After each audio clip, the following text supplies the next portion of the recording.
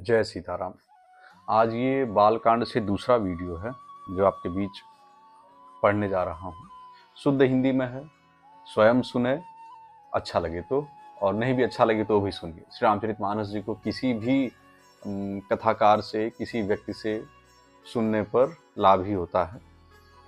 तो संत सरल हृदय और जगत के हितकारी होते हैं। संत सरल हृदय और जगत के हितकारी होते हैं। उनके ऐसे स्वभाव और स्नेह को जानकर मैं विनय करता हूँ। तुलसीदास जी, मैं विनय करता हूँ, मेरी इस बाल विनय को सुनकर कृपा करके श्री राम जी के चरणों में मुझे प्रीति दें। अब मैं सच्चे भाव से दुष्टों को प्रणाम करता हूँ। शत्रु भाव त्याग कर, कहा भी गया है कि शत्रु भाव से जो व्यक्ति कोई अगर मिल रहा है तो उसको भी प्रणाम करना है, क्योंकि सब में भगवान का ही वास है। तो अब मैं सच्चे भाव से दुष्टों को प्रणाम करता हूँ, जो बिना ही प्रयोजन अपना हित करने वाले के भी प्रतिकूल आचरण करते हैं। दूसरों के हित की हानि ही जिनकी दृष्टि में लाभ है, जिनको दूसरों के उजड़ने में हर्ष और बसने में विषाद होता है। जो हरि और हर के यश रूपी पूर्णिमा के चंद्रमा के लिए राहु के समान है। अर्थात जहाँ कहीं भगवान विष्णु और शंकर के यश का वर्णन होता है, उसी में वे बाधा देते हैं।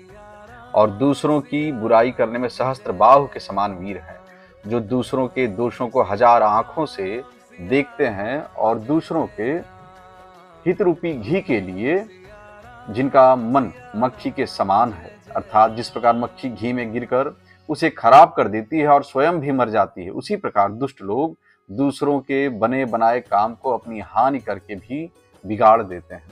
आजकल ये आपको समाज में खूब बहुतायत देखने को मिलता है। तो ऐसे जन को भी प्रणाम करके भगवान की भक्ति, राम जी की भक्ति मांगनी चाहिए।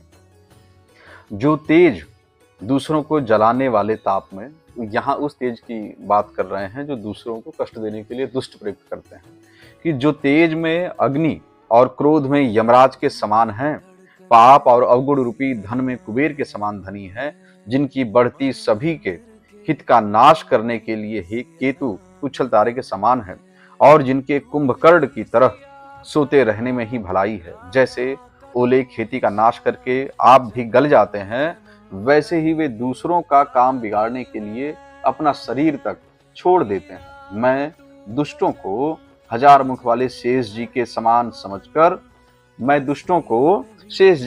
समझकर प्रणाम करता हूँ, जो पराये दोषों का हजार मुखों से बड़े रोष के साथ वर्णन करते हैं।